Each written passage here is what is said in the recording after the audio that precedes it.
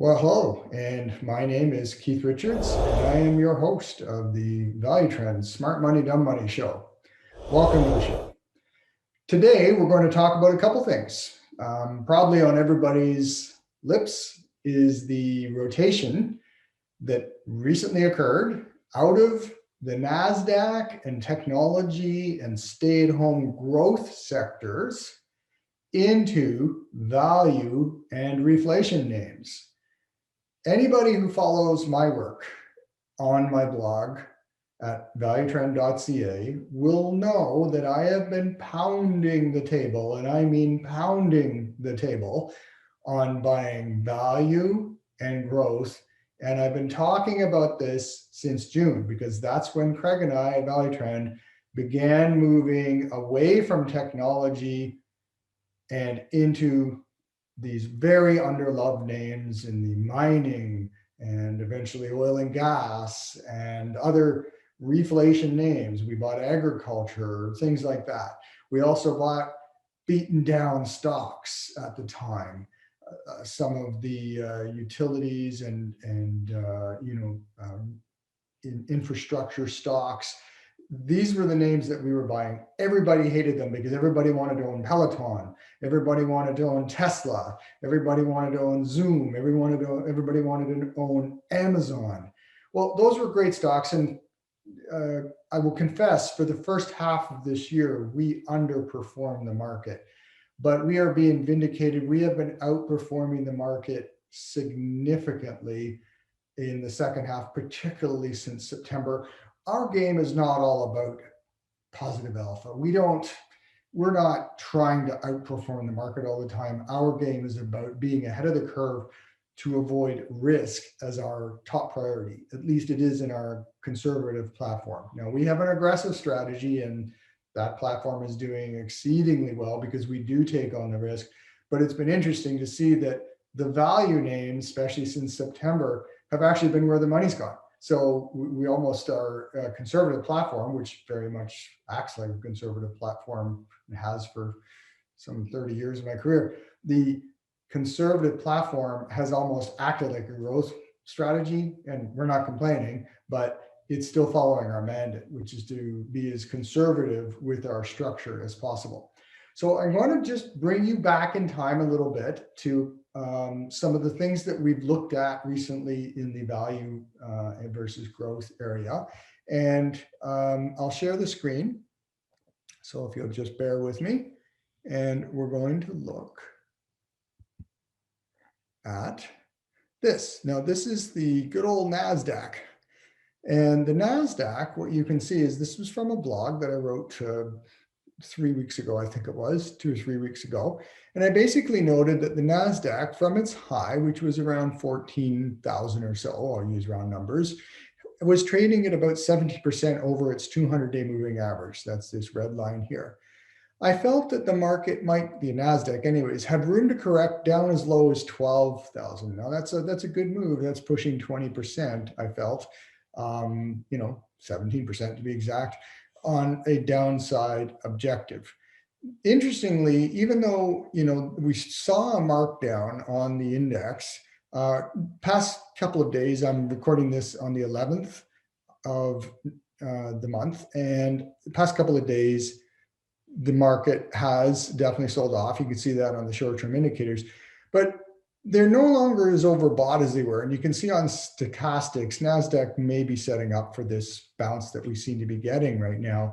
However, the bigger term picture is MACD, and you can see that crossover. And typically when you get a crossover on MACD after a significant move, like say this one or this one, you tend to get quite a pullback. In fact, the thing I'm looking for on the NASDAQ is not necessarily a massive crash. I'm looking for a consolidation. As we've seen many times, as you can see on the chart, I'm kind of wiggling the mouse around the periods where we've seen many consolidations. So I want you to keep in mind that the tech stocks, while not dead by any stretch, they're overdone, and any rallies should be sold with both hands for the time being. Because the other thing that concerns me and should concern you is the rotation into value. So here we are, and we're looking at a chart of the iShares US Value Index. Now take a look at the move since February. So this chart has moved quite strongly while you saw that the NASDAQ was pulling back. And in fact, what we're going to look at now is, and I'll actually just pull up, sorry, the indicators. So what you're looking at now is the growth component of the S&P 500. The other chart we just looked at was the value component. It's pulled back. Same period of time from February when the value chart, we'll take another quick look at that again, I'm going to just bring up the indicators there, went strongly up. I mean, that's not a small move. That's almost parabolic. The same time, the growth components have been failing. So this to me signals a change, because the leading sectors, when they stop leading in a market, that can be a real sign of things to change. So I want to bring you now to the blog that I wrote, and I want to indicate a chart that I borrowed off of sentimenttrader.com. Now I'm a subscriber to their research, and this is one of the research pieces they sent out, so you wouldn't be able to get this on their website. But what it's showing you is this is the percentage of outperformance by value stocks on the blue line here. And when it gets over 10%, as you can see here, you tend to get massive rotation. It's not just a blip. It's not just a moment in time. It's a genuine change of sector strength. And what we're seeing is the value stocks, typically after more than 10% outperformance by value, which is what we've just seen, you can get a year, 2 years, and in this case, this is about 8 years of outperformance by value. And that's where we are right now, okay? So there's a lot of evidence to suggest that the reflation names, the value names, and by the way, this is just going back to 1990, this chart, but Sentiment Trader posted the results going back to 1900, and there's been 8 such occasions where we've seen multi-year movements on value versus growth.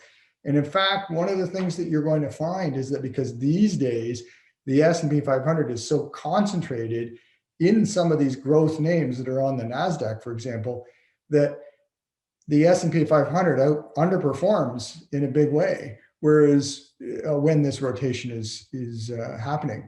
Whereas what you'll find is, if we look at something like the TSX, we can see that it was only about 10% over its moving average. And look what's happened. This bar here is a positive bar. Why? Because TSX has a fair amount of reinflation and value names in it. The only caveat to my TSX call, now we are long a lot of the TSX energy names, and we like them, and I've been pounding the table on that since October. We were early on that call. We do like the TSX oil companies, but there's other countries out there that are big into oil, Brazil, Australia, etc., that we should be looking at. And the reason is because there are certain forces, not of nature, but at work here in Canada, that are working to suppress our oil industry, and that happens to be the federal government. And it couldn't come at a worse time, and I just don't get the mentality behind it, because when we're looking at the probability of a resurgence in energy demand and pricing, the last thing you want to do is squash the jobs and the GDP growth that can come out of this sector, because the clean green movement, as I like to call it, is years away, at least a decade away from having any impact. In the meantime, we've got to sell something and create jobs. So that political commentary aside, the TSX has been doing well because at this moment these energy producers are able to do well, as are the mining companies, which makes for a big component of the TSX. So then the last thing quickly I promised you is I wanted to bring up a value chart. And this is I'm going to just again bring back the indicators. So this is the Dow Jones Tobacco Index. Now, I love talking about underloved, politically incorrect sectors, because these things are the ones that have been moving the best lately. Look at what coal's done recently. Look at what oil's done, on and on. So the reason I like tobacco is, and I don't smoke it myself, but the reason I like it as a sector is because it's setting up, and this is the index. So I look for setups, and you can read the blog for the full story, but even though there's kind of leveled off usage in North America, there's still growing usage in Southeast Asia. So meanwhile, the sector's been crushed, but it's starting to, and anybody that follows my work knows I work in phases, and it's starting to put in a base, and it looks like it's trying to break out higher lows, higher highs.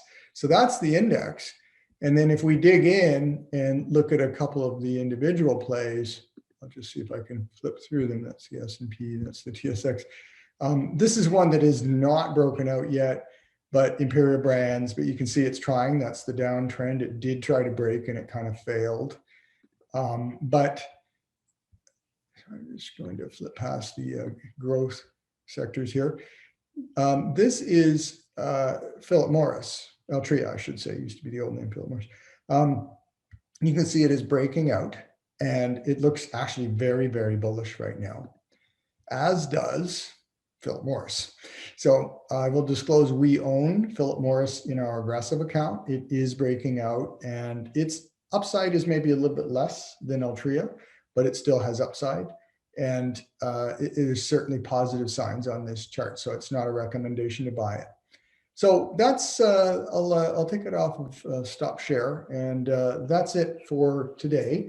So I guess the bottom line message I am trying to impart to my viewers, my blog readers, and our clients, we are constantly reinforcing that this is not a stay still market. If you think that you can buy the S&P 500 or the NASDAQ index like you did a year ago, or even over the past 5 years, and do well, I would tend to disagree with that belief. And the reason is because the future ain't what it used to be. We've seen the chart of the shift from growth into value. We've seen what happens when this starts to occur in the sentiment trader study. This is a multi-year transition. And the problem with the indices, for the most part, the S&P 500, the NASDAQ in particular, is that these indices are heavy in the very sectors that are likely to underperform.